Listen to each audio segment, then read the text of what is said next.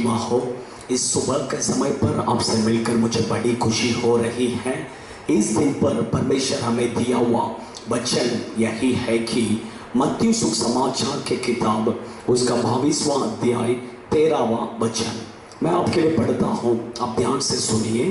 तब राजा ने सेवकों से कहा, इसके हाथ पांव बांधकर उसे बाहर अंधियारे में डाल दो, वहां रोना और दांत पिसना होगा।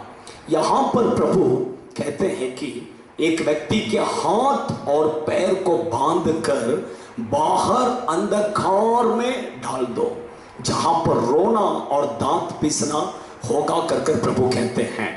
ये बाहर अंधकार करके कहते समय ये कौन सा जगह है? ये जगह है कि नरक में 3 जगह है, उसमें से एक जगह है बाहर की अंधकार। अच्छा ध्यान से सुनिए, परमेश्वर के बच्चे लोग, ये बाहर की अंधकार में कौन जाएंगे, इसके बारे में एक 3 पॉइंट मैं आज आपके बीच में बताना चाहता हूं। इस वचन को आप ध्यान से सुनिए, जरूर ये आपके जीवन में बहुत बड़ा आशीष को लेकर आएगा। फर्स्ट पॉइंट, मत्ती सुसमाचार के किताब 8वां अध्याय 12वां वचन के अनुसार, जिसके अंदर विश्वास नहीं है, जिसके अंदर अविश्वास है, वे लोग इस बाहर की अंधकार में डाल दिया जाएंगे करके परमेश्वर का वचन कहता है। क्योंकि उसके पहला आप पढ़ेंगे तो एक सूबेदार यीशु के पास आता है और अपने नौकर, उसके नौकर लकवा रोग से बीमार रहता है, उसके चंगाई के लिए मांगता है। तब यीशु कहते हैं कि मैं आकर उसे चंगाई करूंगा कर तुरंत वो व्यक्ति कहता है कि प्रभु आप मेरे घर पर आने के लिए मैं योग्य नहीं हूं, सिर्फ आप एक शब्द बोलिए तो मेरा नौकर चंगा हो जाएगा कर तुरंत उसके विश्वास को देखकर उसका विश्वास का बढ़ाई कर रहे हैं प्रभु, और कह रहे हैं कि जो अविश्वास वाले हैं वो इस बाहर के अंधकार में डाल दिया जाएंगे कर प्रभु कहते हैं। परमेश्वर के बच्चे लोग, अच्छा ध्यान से सुनिए, तो आपके और मेरे अंदर विश्वास है क्या, ये हम देखना बहुत जरूरी है। क्योंकि अच्छा ध्यान से सुनिए, आप कहेंगे मैं प्रभु के ऊपर विश्वास करता हूं विश्वास करता हूं करके कहने से नहीं, हमारा विश्वास हमारी क्रिया में दिखना चाहिए। क्योंकि बाइबल कहता है कि विश्वास अगर क्रिया में नहीं है तो वो विश्वास मरा हुआ विश्वास है कर बाइबल कहता है। आज देखिए, विश्वासी और अविश्वासी में कोई फर्क नहीं है। अविश्वासी देखिए, उसको कुछ बीमार आने से तुरंत हॉस्पिटल जाता है, विश्वासी भी बीमारी आने से तुरंत हॉस्पिटल जाता है। अविश्वासी पैसे के जरूरत तो आने पर किसी से जाकर उधार लेने के लिए या कर्ज में लेने के लिए जाता है। अब विश्वासी भी उसको पैसे के जरूरत आने पर किसी से जाकर मांगने के लिए या कर्ज में लेने के लिए जाता है। मैं ऐसा नहीं कहता हूं कि आप हॉस्पिटल नहीं जाना है, दवाई नहीं लेना, ऐसा नहीं मैं कहता हूं। लेकिन एक व्यक्ति के अंदर अगर प्रभु के ऊपर विश्वास है तो उसको बीमारी आने दो या कोई भी जरूरत आने दो, उसके जीवन में कुछ भी दुख तकलीफ आने दो, वो पहला प्रभु के उपस्थिति में जाएगा, पहला वो प्रार्थना करेगा। यही बात विश्वास को दर्शाता है।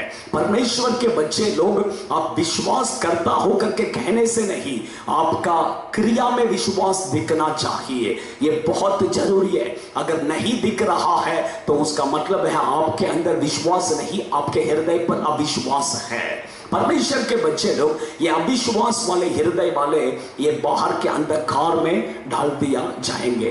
दूसरा, मत्ती सुसमाचार के किताब 22वां अध्याय 13वां वचन में, वहां पर एक व्यक्ति के हाथ और पैर को बांधकर उस बाहर की अंधकार में डाल दो कर प्रभु कह रहे हैं।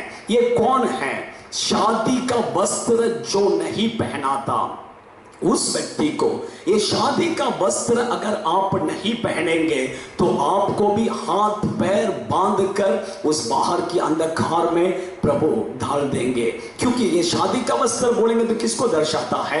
यशायाह की किताब 61वां अध्याय उसका 10वां वचन के अनुसार शादी का वस्त्र यही है कि उद्धार का वस्त्र। सोचिए, आप उद्धार पाकर 10 साल हो गया रहेगा या 15 साल हो गया रहेगा या 20 साल हो गया रहेगा, ये नहीं बड़ी बात है, लेकिन आज आपके पास वो शादी का वस्त्र आप पहने हुए हैं क्या, ये बहुत जरूरी है। क्योंकि आज लोग कैसे हैं, मैं उद्धार पाया बस हो गया, ऐसा सोच रहे हैं। नहीं, आपको हर एक मिनट में उद्धार पाना है, हर एक सेकंड में आपको उद्धार पाना है।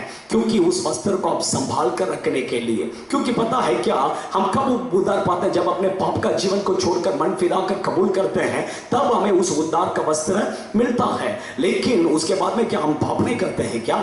नहीं, छोटा छोटा पाप आता है, लेकिन जब हमारे जीवन में पाप आता, कई लोगों के जीवन में देखिए पाप का क्षमा मांगते ही नहीं है, पाप का कबूल ही करते ही नहीं है। कई लोग 1 महीने में एक बार, कई लोग 1 साल में एक बार, कई लोग जब उनके जीवन में दुख तकलीफ आते हैं उस समय पर। ऐसा नहीं, परमेश्वर के बच्चे लोग 1-1 मिनट में भी आपको और मुझे अपने पापों को कबूल कर क्षमा पाना है, तो ही उस उद्धार का वस्त्र आपके पास रहेगा।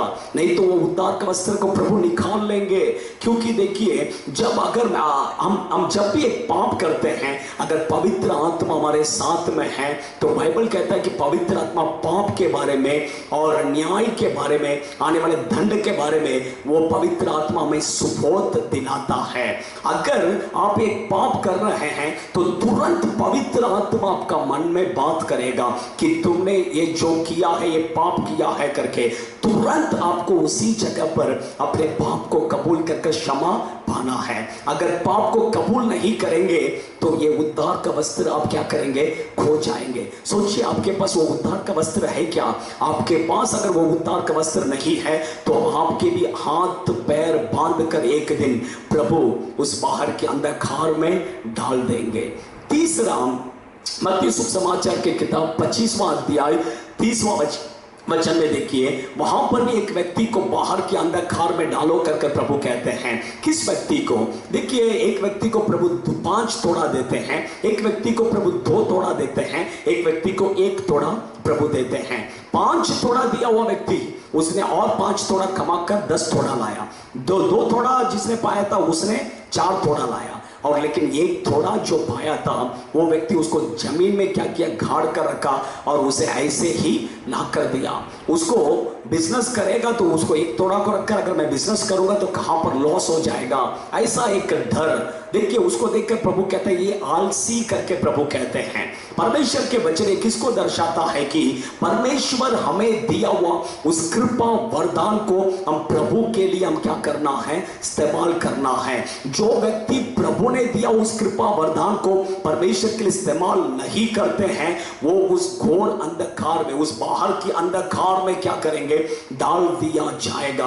देखिए, परमेश्वर आपको शायद एक गीत गाने का प्रभु कृपा दिया रहेगा, शायद आपको जो कुछ भी आपको कृपा दिया है उसे प्रभु के लिए इस्तेमाल करना है। एक गीत गाने का आपको प्रभु आपको कृपा दिया रहेगा। उसका मतलब यह नहीं कि आप ऐसा नहीं सोचना है कि आज बहुत से लोग ऐसे ही सोच रहे हैं 1000 लोगों के बीच में मुझे गीत गाना है, बड़ा स्टेज में गीत गाना है। नहीं, आपका सोच जो है ये गलत है। परमेश्वर के बच्चे लोग, आपको गीत गाने का टैलेंट है, वो गीत गाने का टैलेंट के द्वारा आप प्रभु के सुख समाचार बता सकते हैं। गीत गाने के लिए आपको कोई स्टेज का जरूरत नहीं है। आप बीच रोड में खड़े रहकर गीत गा सकते हैं, आप मॉल में खड़े रहकर गीत गा सकते हैं, अब ट्रेन में खड़ा रहकर गीत गाकर प्रभु का सुख समाचार क्या कर सकते हैं? बता सकते हैं। आज लोग सोचते हैं कि बड़ा स्टेज मुझे चाहिए, ये आपका सोच गलत है। आप रोड में पहला गीत गाइए, आप मॉल में खड़ा रहकर गीत गाइए, आप ट्रेन में खड़ा रहकर गीत गाइए। जरूर प्रभु लाखों लोगों के बीच में स्टेज में आपको जरूर एक दिन खड़ा करेगा, लेकिन परमेश्वर आपको दिया हुआ उस कृपा, उस वरदान, उस टैलेंट को प्रभु के लिए इस्तेमाल कीजिए। कीजिए। अगर नहीं इस्तेमाल करेंगे तो एक दिन आएगा प्रभु आपको भी हाथ और पैर बांधकर इसे बाहर के अंधकार में डाल दो कर कर कहेंगे। आज प्रभु के उपस्थिति में समर्पण कीजिए। आइए मैं आपके लिए प्रार्थना करता हूँ। सर्वशक्तिमान प्रभु, आपके बच्चों के लिए हम प्रार्थना करते हैं। प्रभु आपने कहा प्रभु उस बाहर की अंधकार में कौन डाल दिया जाएगा। अब विश्वास का हृदय वाले परमेश्वर आपके बच्चों के अंदर विश्वास का हृदय दीजिए प्रभु। दूसरा आपने कहा जिसके पास उद्धार का वस्त्र नहीं है, परमेश्वर आपके बच्चे लोग अपने उद्धार का वस्त्र को संभाल कर रखने के लिए मदद कीजिए प्रभु, मदद कीजिए प्रभु। और भी आपने कहा आपने दिया वो उस कृपा वरदान को प्रभु आपका सुसमाचार के लिए, आपका सेवा के लिए इस्तेमाल करना है प्रभु, लोगों को जीतने के लिए इस्तेमाल करना है प्रभु। आपके बच्चे लोग जो कृपा जो वरदान दिया है प्रभु उसे आपके लिए, आपके राज्य के बढ़ोतरी के लिए इस्तेमाल करने के लिए मदद कीजिए, आशीष कीजिए यीशु के नाम से। God bless you. परमेश्वर आशीष करे।